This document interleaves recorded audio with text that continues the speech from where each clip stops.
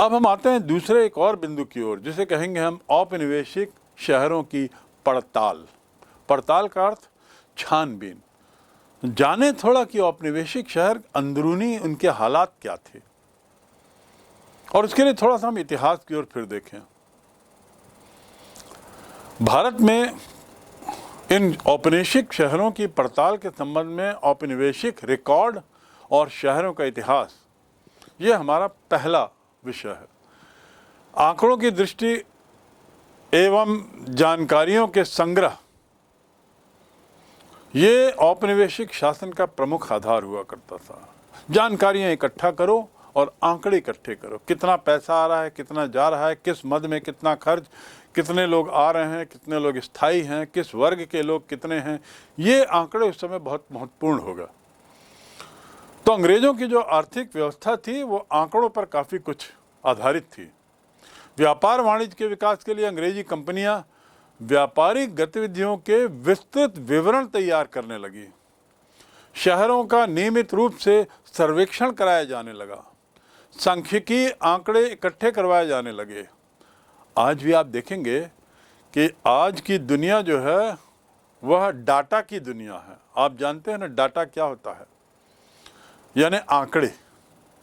हर company, हर देश, हर सरकार आंकड़े चाहती है, और आंकड़े विभिन्न तरह के हो सकते हैं। उसकी एनालिसिस से बहुत सारे निष्कर्ष निकल सकते हैं जो ठोस निष्कर्ष होते हैं। उस जमाने में अंग्रेजों ने आंकड़ों पर आधारित अपनी आर्थिक नीति को बढ़ाया, और उसी का परिणाम था कि नियमित रूप से सर्वेक्षण होना, कितनी महिलाएं हैं, कितने पुरुष हैं, किस वर्ग के लोग कितने हैं, कितने बच्चे हैं, किस क्षेत्र के कितने लोग हैं, आदि आदि। सांख्यिकी आंकड़े एकत्र करवाने के लिए पूरी मशीनरी लगाई गई, और अनेक प्रकार की सरकारी रिपोर्ट को प्रकाशित किया जाने लगा, ताकि सबको मालूम हो कि आखिर आंकड़े क्या बोलते हैं, और तदनुसार सब अधिकारी और शासन और आर्थिक सत्ता अपनी शैली में बदलाव लाए, उचित बदलाव लाए। 19वीं सदी के खत्म होते होते अर्थात 1890 के बाद औपनिवेशिक अधिकारी वार्षिक नगर पालिका कर वसूली के द्वारा शहरों के रख रखाव के लिए पैसे इकट्ठे करना शुरू करते हैं। अब देखिए 1890 के आसपास नगर पालिका कर वसूली शुरू होती है, अर्थात नगर की देखभाल के लिए सरकार वहाँ के निवासियों से कुछ पैसा लेना शुरू करती है, जिसे कर कहा जाए। आज भी हम देते हैं वही म्यूनिसिपैलिटी टैक्स। इस टैक्स की शुरुआत लगभग 1890 में होती है, और पहली बार इस तरीके के टैक्स उस क्षेत्र के रहने वाले लोगों पर लगाए जाते हैं जो वहाँ की सुविधाओं का आनंद ले रहे हैं। और ये प्रयास शुरू होता है, टकराव होते हैं, लोग मना करते हैं, क्योंकि एक नई चीज़ थी। टकराव से बचने के लिए उन्होंने क्या किया, कुछ चुने हुए प्रतिनिधियों को ये जिम्मेदारी सौंपी, निर्वाचित प्रतिनिधियों को जिम्मेदारी सौंपी, और वे प्रतिनिधि भारतीय हुआ करते थे। और निर्वाचित प्रतिनिधि से मायने क्या है, एक क्षेत्र में किसी एक व्यक्ति को, एक भारतीय को यह जिम्मा दे दिया जाता था कि यहाँ से आप कर वसूली करो और उसका एक हिस्सा आपको मिलेगा, तनख्वाह के रूप में या सर्विस के रूप में। और भारतीयों को देने के पीछे उद्देश्य है ताकि विरोध कम हो, टकराव कम हो अंग्रेजों के खिलाफ। नगर निगम जैसे संस्थान शुरू होते हैं जहां पर आंशिक रूप से लोक प्रतिनिधित्व प्रारंभ होता है। तो अब देखिए 1900 की समाप्ति होते होते नगर निगम आदि शुरू होते हैं, जिला परिषद आदि का प्रारंभ होता है, और यही निर्वाचित प्रतिनिधि होते हैं। इस प्रकार हम देखते हैं कि कैसे नए संस्थानों का भी प्रारंभ इस काल में शुरू होता है, और लोक प्रतिनिधित्व की बात अब हम नगरों के विकास के संदर्भ में सुनते हैं। शहरों में जल पूर्ति की बात, जल निकासी की बात, सड़क निर्माण की बात, स्वास्थ्य संबंधी व्यवस्था, ये जो जरूरी सेवाएं थी उसको उपलब्ध कराने के लिए, सब लोगों की पहुंच तक लाने के लिए ये जरूरी था कि कुछ व्यवस्था की जाए। तो अंग्रेजों ने इस व्यवस्था को ध्यान में रखकर इन लोक प्रतिनिधियों के माध्यम से कर्क व्यवस्था प्रारंभ कराई, और ये जो 4-5 काम थे ये मुख्य काम गिनाए गए। मैं पुनः दोहरा दूं, जल पूर्ति, जल निकासी, सड़क निर्माण और स्वास्थ्य। इसके अलावा बाग बगीचे आदि, तालाब आदि। परिणाम क्या होता है कि ऐसी संस्थानों का विस्तार होता है, नए नए नगरों में ऐसी संस्थानें और बढ़ती हैं, लोक प्रतिनिधित्व भी बढ़ता है, कर भी बढ़ते हैं, और साथ ही साथ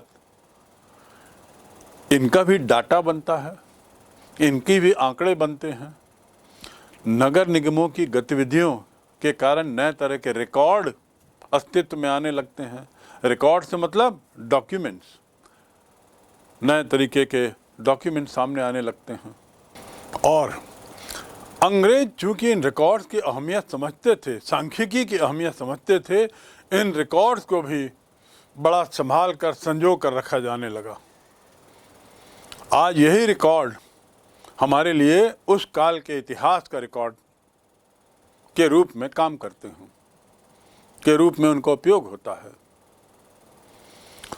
ये जो रिकॉर्ड था, उनको आखिर रखने के मुख्य कारण क्या थे, कुछ तो आप समझ ही गए होंगे, फिर भी बिंदुवार थोड़ा सा। पहला, शहरों की जनसंख्या का उतार चढ़ाव, उनके पते आदि, उसका रिकॉर्ड मिल जाता था। रिकॉर्ड का अध्ययन करने के बाद इस निष्कर्ष पर पहुंचा जा सकता था कि शहरों की आबादी में कितनी बढ़ोतरी हुई, कितना घटाव हुआ, कितनी गिरावट आई। ये तो हो गई पहली बात। दूसरा, ये रिकॉर्ड के अध्ययन से ये जानकारी भी मिलती है कि सामाजिक बदलाव कैसा हो रहा है, किस वर्ग के लोगों की संख्या बढ़ रही है, किस वर्ग के लोगों की संख्या घट रही है, किस तरह के अन्य बदलाव इस समाज में हो रहे हैं। इसलिए शहरों की जो चारित्रिक विशेषताएं, उनका जब हम अन्वेषण करते हैं तो इन रिकॉर्ड की बहुत ज़रूरत पड़ती है, ऐसा अंग्रेज़ों का मानना था।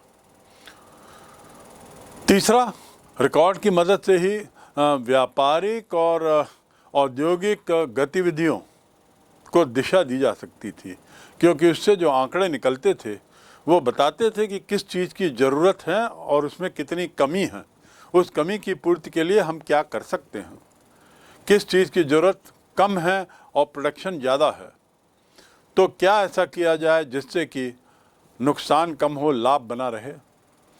तो व्यापारिक और औद्योगिक गतिविधियों के विकास का रास्ता पता लगाया जा सकता था, दिशा तय की जा सकती थी। उदाहरण के लिए शहरों में सफाई, सड़क, परिवहन, यातायात, इन गतिविधियों का पता लगाना, उसके रिकॉर्ड रखना, कितने लोग आवाजाही करते हैं, प्रशासनिक कार्यालयों की आवश्यकताओं को जानना, समझना और उस दिशा में आवश्यक रूप से प्रयास करने के दौरान ये रिकॉर्ड बड़े महत्वपूर्ण होते थे, इनसे बड़ी सहायता मिलती। आंकड़े और उनका विकास से संबंध, ये समझने के बाद अब ये आपको ये समझना होगा, और आप समझते हैं कि आंकड़ों की महत्ता तब तक है जब उन आंकड़ों के क्षेत्रों की जानकारी हो जहाँ से वे आंकड़े लिए गए हैं, या जहाँ के वे आंकड़े हैं, जहाँ के वे डाटा हैं। दूसरे शब्दों में, शहरों के मानचित्र की ज़रूरत अब महसूस की जाती है। भारत में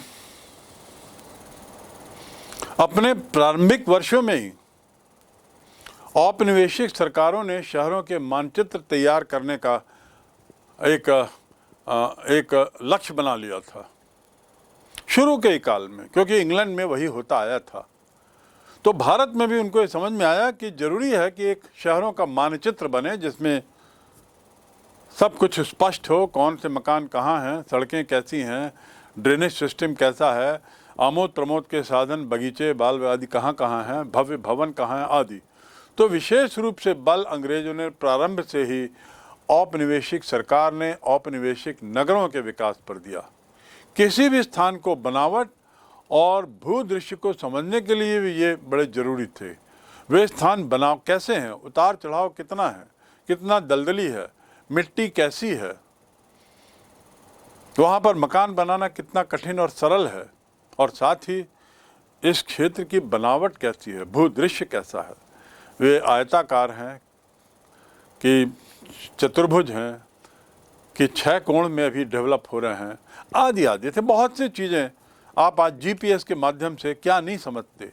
तो एक समझ लीजिए, जीपीएस की शुरुआत अंग्रेजों ने भारत में इस रूप में की कि शहरों के मानचित्र को बनाने की जरूरत को समझते हुए यह कार्य प्रारंभ करवाया और बल दिया, जोर दिया।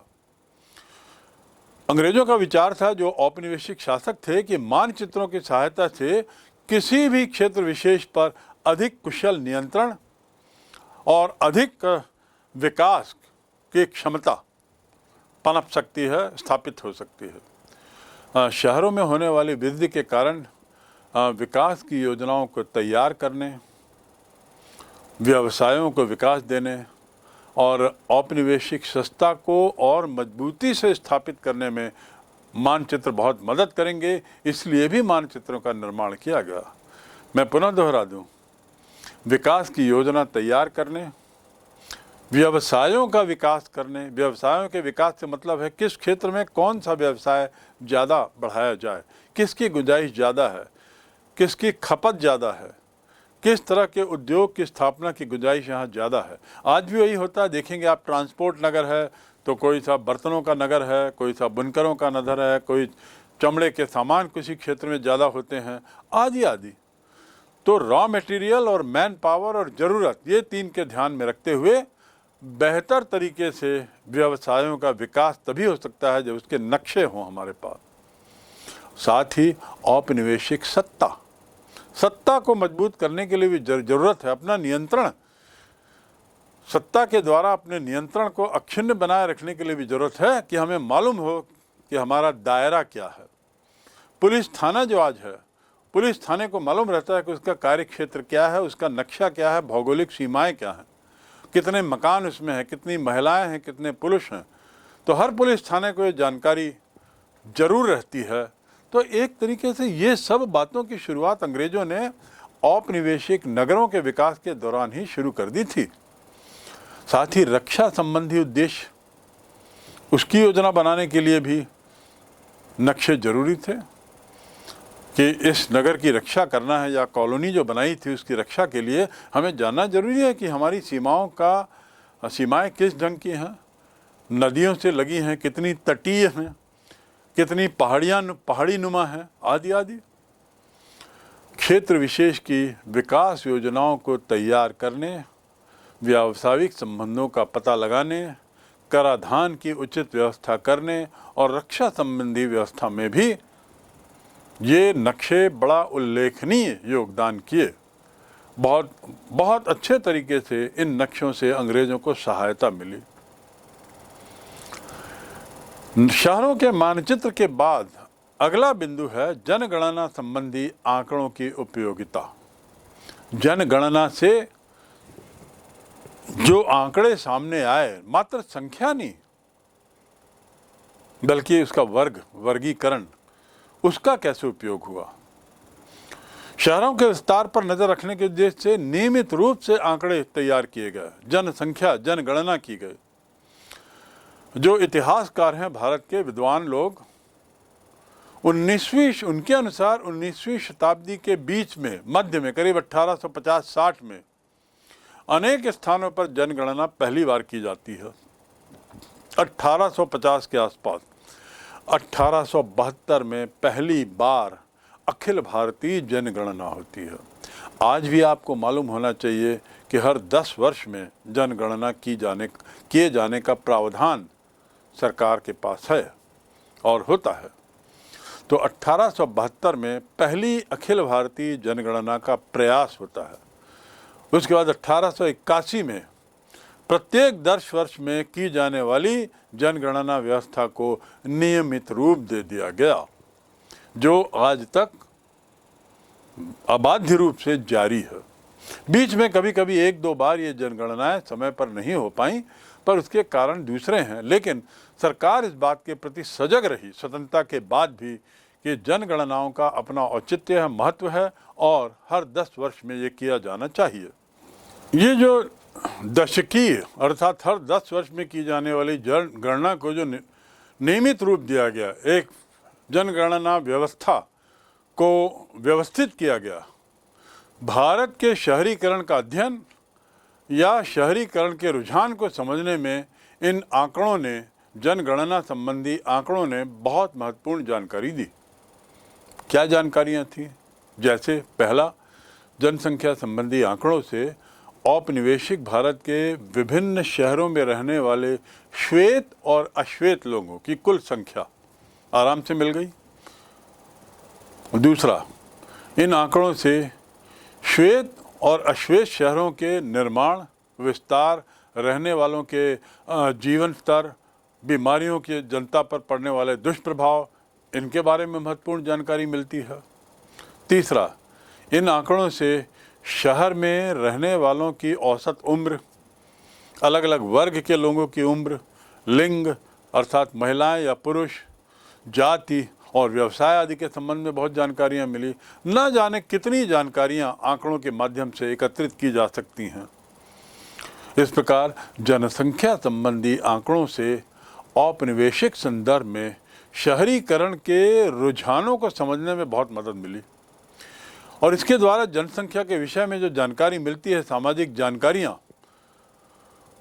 उसको सुगम बनाने में बहुत मदद मिलती है, बहुत सहायता मिलती है। कई बार इतिहासकारों का ये मानना है कि जनसंख्या या जनगणना संबंधी आंकड़े अनेक रूप से कई बार भ्रामक साबित हो जाते हैं, भ्रामक सिद्ध हो सकते हैं, अर्थात शायद वे सही दिशा न दें, शायद हम सही निष्कर्ष न निकालें, इसलिए उनका प्रयोग बड़ी सावधानी से किया जाना चाहिए। आंकड़ों का उपयोग या इन आंकड़ों को क्रॉस चेक कर लेना चाहिए। क्रॉस चेक के बहुत से तरीके होते हैं। इसका प्रयोग करने से पहले हमें बिल्कुल सुनिश्चित कर लेना चाहिए, जांच पड़ताल कर लेना चाहिए, जांच परख कर लेना चाहिए कि इन आंकड़ों को कैसे इकट्ठा किया गया है, ईमानदारी से किया गया कि नहीं, और क्यों इकट्ठा किया गया है। क्यों का उत्तर स्पष्ट होना चाहिए। आंकड़ों का अध्ययन करते समय ये भी ध्यान में रखना चाहिए कि उन्हें इकट्ठा करते समय किस चीज़ को मापा गया है, अर्थात क्या चीज़ को देखने का प्रयास किया गया है। ये भी देखना है कि कैसे इकट्ठा किया गया, क्यों, कैसे और इसकी प्रामाणिकता। आंकड़ों का अध्ययन करते समय ये भी जानना जरूरी था कि इकट्ठा करते समय किस चीज़ से मापा गया और किसे छोड़ दिया गया। उदाहरण के लिए जनसंख्या आयुक्त द्वारा जो उस समय नियुक्त होते थे, जनसंख्या के विभिन्न वर्गों का वर्गीकरण करने के लिए भिन्न भिन्न श्रेणियां दी जाती थी। किस आधार पे वर्गीकरण करें, आर्थिक आधार पे, जाति आधार पे, व्यवसाय के आधार पे, सामाजिक आधार पे, क्या आधार रहे। अधिकतर ये वर्गीकरण जो है ना वो बड़ा तर्कहीन होता था, इसमें कोई रैशनल नहीं होता था। यदि एक व्यक्ति एक से अधिक व्यवसाय में हो तो निश्चित करना कठिन हो जाता था कि उसे किस वर्ग में रखा जाए। एक ही व्यक्ति कारीगर भी है और व्यापारी भी है, अब क्या होगा, दोनों जगह उसका नाम दर्ज होगा तो आंकड़े गड़बड़ा जाएंगे। यदि एक व्यक्ति अपनी स्वयं की जमीन पर खेती करता है और अपनी उपज को बेचने के लिए शहर ले जाता है खुद, तो शहर के आंकड़े में भी वह स्थान पाएगा और गांव के आंकड़ों में भी स्थान पाएगा। तो जनसंख्या जो है वो गड़बड़ा जाएगी, जनसंख्या का आंकड़ा गड़बड़ा जाएगा, भ्रम पैदा कर देगा। ये भ्रम हो जाएगा कि उस किसान को किस श्रेणी में रखा जाए, उत्पादक, कृषि उत्पादक की श्रेणी में या व्यापारी की श्रेणी में। तो इसलिए आंकड़ों का चयन करते समय ये सुनिश्चित करना चाहिए कि मापदंड जो हैं, पैमाने जो हैं, वो बिल्कुल सही हों, वैज्ञानिक तरीके से उसे तय किया गया हो। अधिकतर लोग जनगणना के काम को संदेह की दृष्टि से देखते थे उस जमाने में, और जनगणना आयुक्त जो नियुक्त होते थे उनके प्रश्नों के उत्तर ठीक से नहीं दे पाते थे। उन्हें लगता था कि सरकार की जांच का मुख्य उद्देश्य नए करों को लेना है केवल, पर ऐसा नहीं था।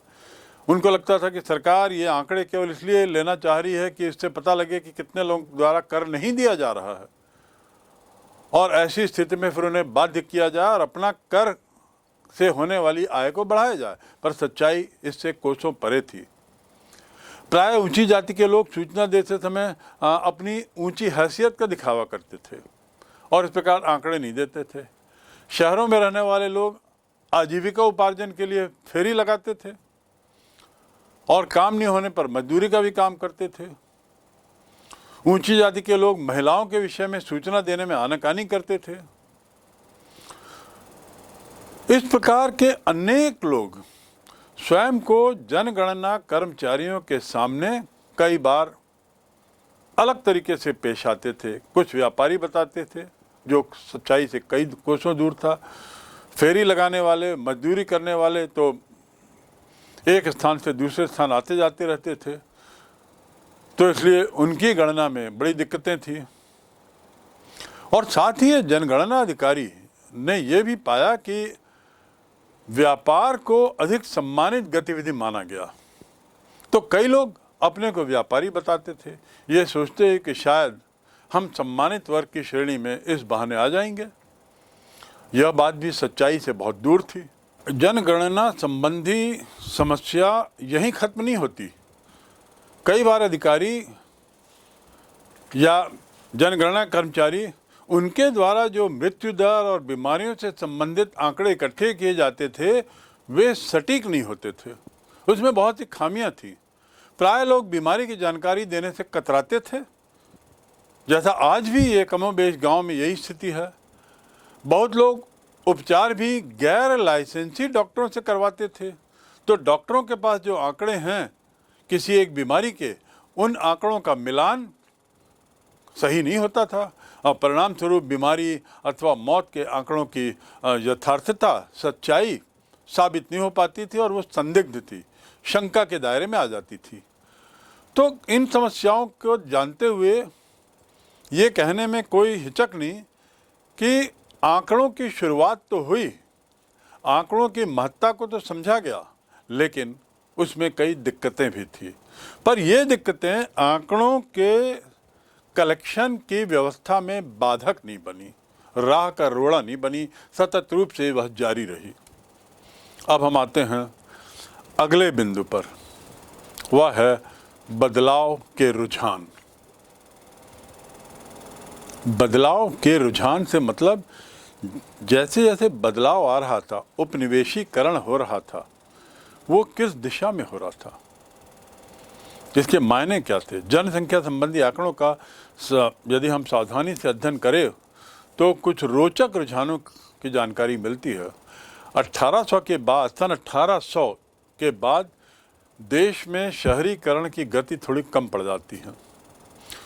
19वीं शताब्दी के शुरू के 2 दशक में देश की जनसंख्या में शहरी जनसंख्या का प्रतिशत बहुत सामान्य और बहुत स्थिर रहा। कब? 19वीं शताब्दी के प्रारंभिक 2-3 दशक में, अर्थात 1830 तक शहरीकरण की गति बड़ी धीमी ही रही। यहाँ तक कि 1891, अर्थात आज से लगभग 150 वर्ष पूर्व,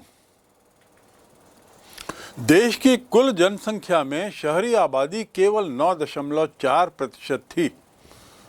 इतने विकास के बाद भी, जो औपनिवेशिक काल में अंग्रेजों ने किया था, तथाकथित विकास, उसमें शहरी आबादी का प्रतिशत मात्र 9.4 था। 1901 में इसमें थोड़ा सा विकास देखा गया और 9.4 से 10% रहता है। इसके बाद फिर गिरावट आती है और 11 में इसका प्रतिशत गिर के 9.4 हो जाता है। लेकिन 1815-20 यानी प्रथम विश्व युद्ध की समाप्ति के बाद आने वाले दशकों में इसमें धीरे धीरे वृद्धि हुई और 1941 में शहरी जनसंख्या का प्रतिशत 9.4 से अब 13% हो गया, जो एक अच्छा विकास था। ये बात समझने योग्य है, जानने की है, उल्लेखनीय है कि औपनिवेशिक काल में जहां एक और कलकत्ता, बम्बई और मद्रास जैसे शहरों ने बड़ी तेजी से विकास देखा, बड़ी तेजी से अपना विस्तार देखा, वहीं कई अन्य शहर पतन की ओर गए। कस्बों को आर्थिक रूप से विकसित होने के पर्याप्त अवसर नहीं मिल पाए। दूसरी ओर कलकत्ता, बम्बई और मद्रास वे विशाल व्यावसायिक और प्रशासनिक केंद्र बने। औपनिवेशिक अर्थव्यवस्था का केंद्र भी यही थे। इसके कारण शहर भारतीय सूती कपड़े के निर्यात उत्पादकों के संग्रह केंद्र का काम करने लगे। लेकिन इंग्लैंड में औद्योगिक क्रांति ने प्रवाह की जो ये दिशा थी उसे बदल दिया। और क्यों? क्योंकि भारत से जो कच्चा माल, भारत से तैयार माल जो जाता था, उसकी अपेक्षा कच्चे माल का निर्यात होने लगा। तो अब व्यापारिक केंद्र कौन से बन गए? वे जहां कच्चे माल उपलब्ध थे। भारतीय बाजार ब्रिटेन के सामानों को, ब्रिटिश के कारखानों में बने माल को खपाने के लिए अब नए शहरों की ओर मुखातिर होते हैं। तो पक्के माल जिन शहरों से भारत से जाते थे, अब वे केंद्र न रह के वे शहर केंद्र बन गए जहां से कच्चा माल जाता था। और फिर उसके बाद एक दौर वो आया जब भारतीय बाजार ब्रिटेन के कारखानों से बने पक्के माल से भर गए, वहां से बने हुए पक्के माल से अब भर गए। इस आर्थिक गतिविधि के बदलाव ने औपनिवेशिक शहरों को देश के परंपरागत शहरों एवं कस्बों से बिल्कुल अलग कर दिया, क्योंकि ब्रिटेन के पक्के माल जिन शहरों में आते थे वहाँ की जीवन शैली बदली, वहाँ की सोच बदली, वहाँ के विकास की दिशा बदली। जबकि अन्य शहर जो ब्रिटिश माल से अभी तक अछूते रहे, वे परंपरागत तरीके से चलते रहे और धीरे धीरे उनमें पतन की ओर बढ़ते गए। 1853 में औपनिवेशिक भारत में एक बहुत क्रांतिकारी बदलाव आता है और उसका कारण है रेलवे का प्रारंभ होना। अभी तक अंग्रेजों का कच्चा माल देश के उन्हीं शहरों में जाता था जहां वह ले जाया जाना संभव था, सरल था, प्रॉफिटेबल था, लाभकारी था। अब जब रेलवे आता है तो ये माल, पक्का माल, अब देश के अंदरूनी इलाकों में भेजा जाने लगता है। और जैसे जैसे पक्का माल अंदरूनी इलाकों में जाता है, उन शहरों में भी हम बदलाव देखते हैं। शहरी वासियों के लोगों में बदलाव, सोच में बदलाव देखते हैं। तो ये 1853 में रेलवे के शुरू होने से शहरों के स्वरूप में आमूल चूल बदलाव होना शुरू होता है। परंपरागत शहर जो थे पुराने मार्ग और नदियों के निकट हुआ करते थे। अब पुराने मार्ग और नदी उतने महत्वपूर्ण नहीं रहे। आर्थिक गतिविधियों का केंद्र इन शहरों से अब दूर होने लगा। अब रेलवे स्टेशन के आसपास बने हुए शहर अब ज़्यादा महत्वपूर्ण हो गए, व्यावसायिक दृष्टि से भी। प्रत्येक रेलवे स्टेशन कच्चे माल का संग्रह केंद्र बना और आयातित वस्तुओं के वितरण का केंद्र भी बन गया। इस प्रकार संग्रह केंद्र और आयातित पक्के माल का वितरण केंद्र होने के नाते इन शहरों में अब हम नए शहरों का प्रादुर्भाव देखते हैं और उनका विकास देखते हैं, और पुराने परंपरागत शहरों में गिरावट देखते हैं। भारत में ब्रिटिश सत्ता आने से पहले गंगा किनारे का मिर्ज़ापुर डेक्कन के कपास और सूती वस्त्र के संग्रह का केंद्र था। कौन सा शहर? मिर्ज़ापुर, जो गंगा के किनारे स्थित है। लेकिन बंबई की रेलवे लाइन से जुड़ जाने के बाद क्या होता है? मिर्ज़ापुर की महत्ता कम होने लगती है, क्योंकि अब बंदरगाह से कच्चा माल जाना, निर्यात होना और पक्का माल आयात होना ज़्यादा सरल हो गया बजाय नदियों के जरिए यात्रा करने से। इस रेलवे नेटवर्क का जो विस्तार होता है 1853 से प्रारंभ होने के बाद, बम्बई और थाने के बीच में जब पहली ट्रेन चलती है उसके बाद ये ट्रेन लाइन का, रेलवे लाइन का, रेलवे ट्रैक का जो विस्तार होता है, तो परिणाम क्या होता है? जमालपुर, वॉल्टेयर, बरेली, ये नए शब्द आने लगते हैं, नए शहर आने लगते हैं, नए शहर विकसित होने लगते हैं, नए शहरों का अस्तित्व आने लगता है, और रेलवे वर्कशॉप, रेलवे कॉलोनियाँ इन जगहों में बनाई जाने लगी ताकि यहाँ पे रेलवे का विस्तार और हो कर सकें। आज भी ये शहर रेलवे के परिप्रेक्ष्य में ही ज़्यादा जाने जाते हैं। जमालपुर, वॉल्टेयर, बरेली